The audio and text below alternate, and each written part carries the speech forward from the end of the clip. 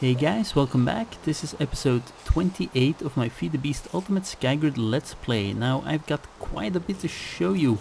Since the last episode I have made quite a bit of progress, but I haven't been able to record anything due to, well, I've had a lot of work lately. So first of all I want to show you the changes I made to my mob grinder. So as you can see over there, we have some conveyor belts in there now. And well, some spawners. So I'm going to switch to creative mode and show you around inside. So and of course you've also noticed I've been able to create a gravity gun thanks to all of the ender pearls I've gotten from my oh, that's not good. Go away, you. So I've got an Enderman spawner in there, and that's allowed me to get, well, quite a few Ender Pearls, and of course with that opened up a whole series of possibilities for constructing new items. So as you can see, we have a zombie spawner here, a cave spawner here, and then an Enderman and Blaze spawner over here. There are some conveyor belts missing in this area, as you can see, but well, I intend to eventually cover the whole area here. I wasn't sure if these would spawn on conveyor belts, but in the meanwhile I figured out that they do, at least for a spawner. I'm not sure how that works with regular spawns. But so this top floor is basically reserved for spawners, since it allows me to easily get them in here without dying, and the well, the goal is to eventually get quite a bit of them in here. So I will be covering the whole area with conveyor belts, and I'm hoping to actually replace these spawners with soul cages eventually, because as it is right now I have to be in a 16 block radius for them to actually spawn anything, and that's somewhat inconvenient. So I would really like to get me some soul cages in there with tier 4 or tier 5 soul shards. Now over here we have a grinder. Now apparently I ran out of power, but the grinder normally kills the mobs and spits out their drops, along with collecting a new liquid from my factory reloaded called essence, or mob essence in this version of Minecraft. So I'm going to switch back to survival, and I'm going to give you a quick look at the control room, let's call it that. So yeah, over here we have a now depleted redstone energy cell, so I'm going to retrieve that. However, I appear to be missing my wrench, so let's see if I can use a pickaxe for this. Okay, there we go. So basically the grinder normally kills the mobs and spits out their drops into this chest here, and well, being able to collect quite a bit of blaze rods, ender pearls, zombie brains, and spider eyes with these spawners I've got in there now. However, well, you do need some power for the mob grinder, so I'm going to recharge my energy cell here. Have been thinking about creating actually creating an energy tesseract, seeing as I've already been able to create some tesseract, well, some unattuned tesseracts, but well, we'll see about that. So going to start these engines here. Appears that I don't have any steam at the moment, but well, this is powered by biofuel actually, and this is supposed to be my energy, well, my engine room where I generate energy, but at the moment it's still all a bit experimental, so it's a fairly small setup. Of course, this was our obsidian generator, and over here we have a new tank for biofuel, and over here a tank for steam, which is currently empty. Now the reason for that is that I am actually using a solar boiler to create the steam. So let's have a look up here. So over here we have a bioreactor, which I use to convert well, crops and dyes and stuff into biofuel. So as you can see, it can convert bone meal among other things. And also the efficiency of the conversion rises as you have more different types of items in there. Now over here we have the solar boiler from factorization, and rather than having the steam, I'm not sure it's called steam boiler, I think, or well, whatever, instead of having that up here to generate factorization power, this is actually just pumping the steam into this this multi-tank. Of course, this is a fairly small setup using only a couple of mirrors, so it's not generating that much steam at the moment, which is why I ran out, of course.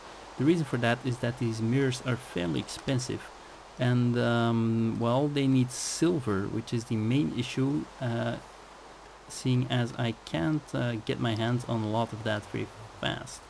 So I do have quite a bit of it now, because I went on a fairly large mining expedition to the Twilight Forest, but well, I haven't gotten to actually making more mirrors yet, but I get most of my power from the biofuel anyway, and the biofuel doesn't run out quite as fast. Now over here I've actually been able to grow red wheat. Now as you can see, I'm still in the process of multiplying my red wheat crops, so I've got, let's see, 5 of them right now. But well, what I changed is basically I made this chamber a bit taller. Before I think it came about to this height, and well, I just dug a hole in the floor and dropped down onto one of these Skygrid blocks, and basically went down a couple of levels. And the reason for that is that I actually figured out that red wheat needs, I think it's 7 blocks above it of clear air, I think, to actually be able to grow. I'm not sure about these torches, if that counts as a block or not, but this seems to grow. But the main concern was that it actually wasn't able to crossbreed with the lower ceiling. So I changed that, and well, as you can see, I've added quite a bit of torches and stuff, and yeah, so now I've got some red wheat, which is really nice.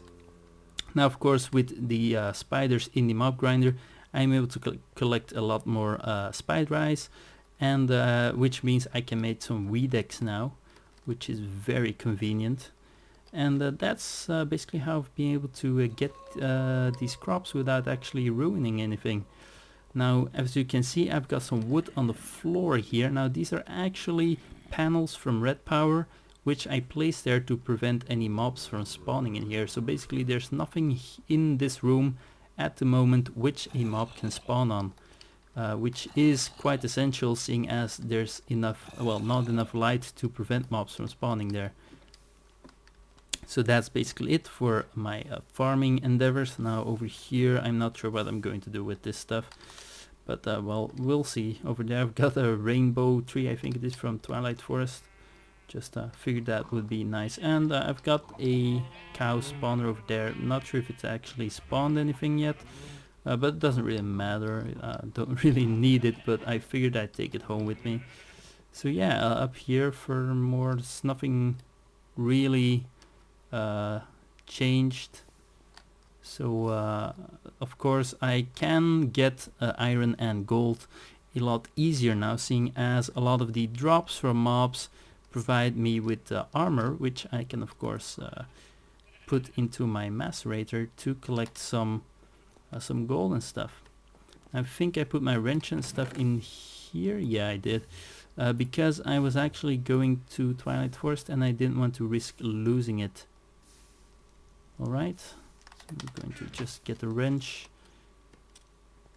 and move this back downstairs to the control room, and then you can see the grinder working. So I have also built some deep storage units. I think I mentioned in the last episode I wanted to replace my cobblestone chest with a deep storage unit, so I've also done that.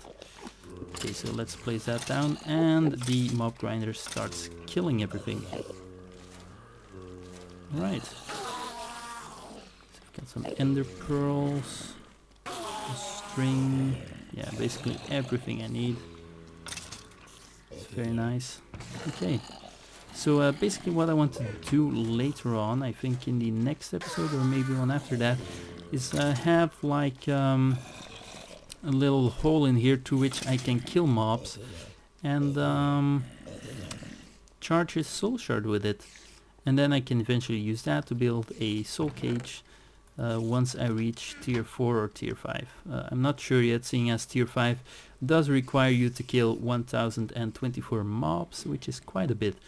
So we'll see about that. But for now, this setup will do. We've got more than enough resources. Alright, and well, I've been feeding myself using rotten flesh, seeing as I've got quite a bit of it now. As you can see, 43 stacks in there. So yeah, that's basically it for the changes. So I'm going to toss this in here. So over here we have the deep storage unit, which already contains 11,000 blocks of cobblestone. Oh yeah, and also put a squid spawner in here, but I think, well, that only spawns squids at the level they normally spawn at, so that won't be doing anything, unfortunately. And yeah, well, my tree farm, I've been neglecting that a bit, seeing as I don't need all that much wood at the moment. And I've been doing some more Tomcrafty stuff, but nothing really all that impressive, seeing as I don't have any aura nodes out here. So let's grab my Thaumonomicon. Well, at least I hope it's still somewhere in here. Or not. Well, I did lose quite a bit of items when the ghast attacked me and destroyed some stuff around here. So yeah, apparently no more Thaumonomicon. I guess I'll just have to make a new one for that. But well, I'll do that later. So basically I've shown you guys, I think, everything now. I might have made some more ages, but not really done much with that. So yeah, over here nothing is really changed. I did lose a coffee plant due to weeds, unfortunately. That was before I had the weed axe. But yeah, I figure I'll probably be able to get some more of those eventually, though I don't really see why I need any coffee at all. Right, so anyway, I'm very pleased with this gravity gun. It's been really useful to me. Like, I can just grab stuff at random without having to risk life and limb to get it. Like, for example, this iron ore here, hopefully. Yeah, there we go. And well, the main reason, of course, I made it was to get the spawners. Alright, so now that you guys have caught up, I'm going to look into creating some energy tesseracts, and hopefully to, well, for now at least, charge my mob grinder from up here. So I do have these unattuned tesseracts, so I'm going to have a quick look at the energy tesseract recipe. That should require some electrum and lead. Okay, so electrum is going to be the big issue here. So I need some gold. Let's see, I need 2 pieces of electrum. So I think actually 1 bar of gold should be sufficient, along with 1 silver ingot. And we should be able to just throw this into the induction smelter. There we go. Some electrum ingots. Alright, so this should be sufficient for us to create some energy tesseracts. Let's throw that in there. So we need silver up there and some lead. Alright, so we need 2 more pieces of lead. And let's see, there's 1 more ingredient. Oh yeah, some redstone. Oh, I also need electrum for that. Okay. No problem though. So actually it could be a problem if I don't have enough redstone, but it appears I have just enough. So there we go. Alright, so we need those, and finally the lead ingots down there. Alright, so let's throw this into the induction furnace, smelter, sorry. Okay, stop doing that please. Alright, so I have been using the pulverizer to create sand because, well, it's a lot faster and easier for me than the macerator, and it also generates gravel at times, so that's also very convenient. Okay, so first of all I'm going to place one energy tesseract next to the mob grinder, and then I'm going to move the redstone energy cell up into my my engine room and connect the other energy tesseract to it. Right, so I'm not sure how these work. Let's have a quick look. Alright, so basically you just need a frequency, I think. I'm not sure if to enter these here. Let's try like frequency. Alright, so that's the frequency, and not sure if I can store this or anything. Well, it doesn't really matter, does it? Maybe, yeah, okay, well, let's just switch it to a frequency. Oh yeah, and I just enter a name here. Alright, so that looks pretty good.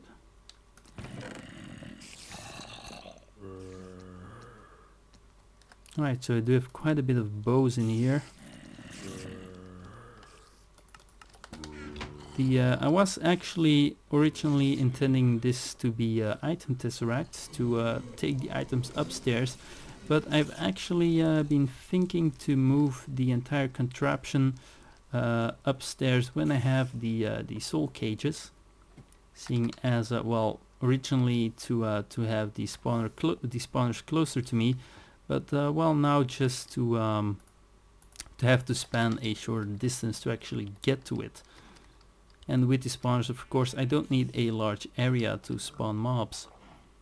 So okay, so I'll just put this right here, and let's see, we'll just switch this down for a second to 10 millijoules Minecraft joules per tick, and let's yeah, there we go, activate this here. That seems to be working quite well. Actually, now I think of it, this generates 4 Minecraft joules per tick, and this is still going up, so this really doesn't do anything. Alright, so let's see if it works, because that of course is the important part.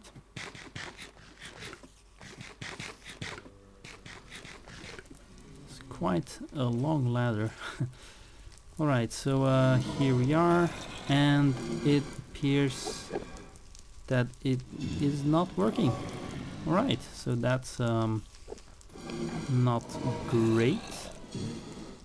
Right, so let's say this is receive only, and do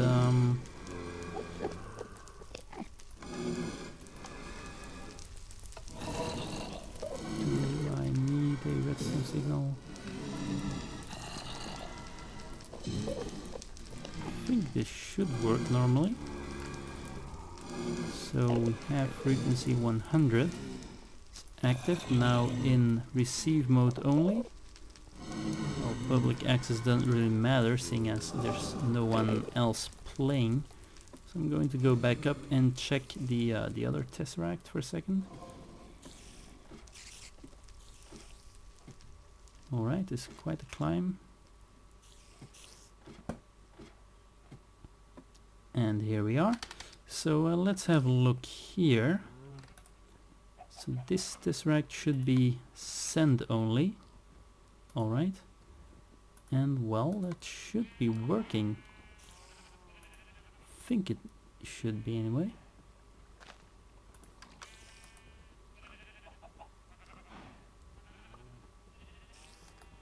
Well, that's weird, I suppose. Maybe...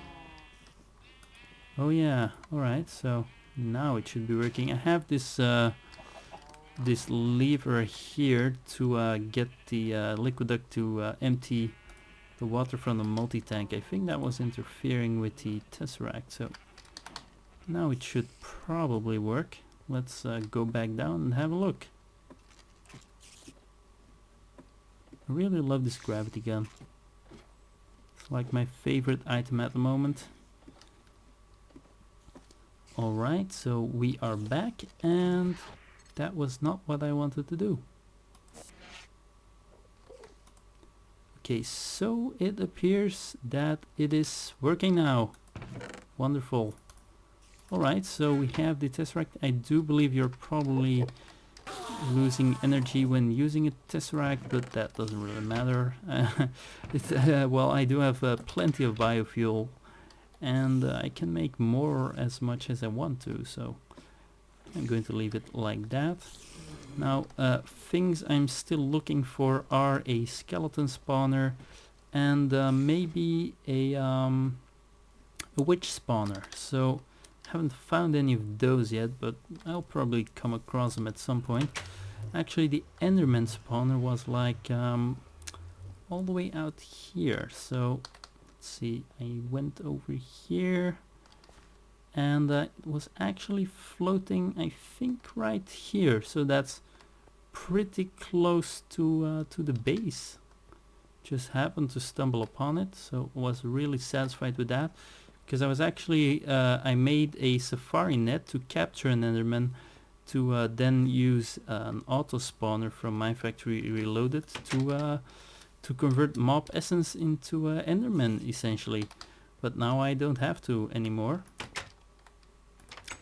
And of course another neat thing is playing around with the gravity gun and hostile mobs. Just randomly shooting them into oblivion. There we go. So that's fun, you know, when you're bored. So place some torches up here to prevent any mobs from spawning out here. Alright, so I'm going to leave it at that for now and wrap up this episode here. I'm glad I've been able to have you guys catch up with all of the stuff I've done so far, and well, now I finally have my Tesseract system up and running. So I will see you guys in episode 29, which is the next one. So if you liked this video, please rate and subscribe, and I will see you guys next time.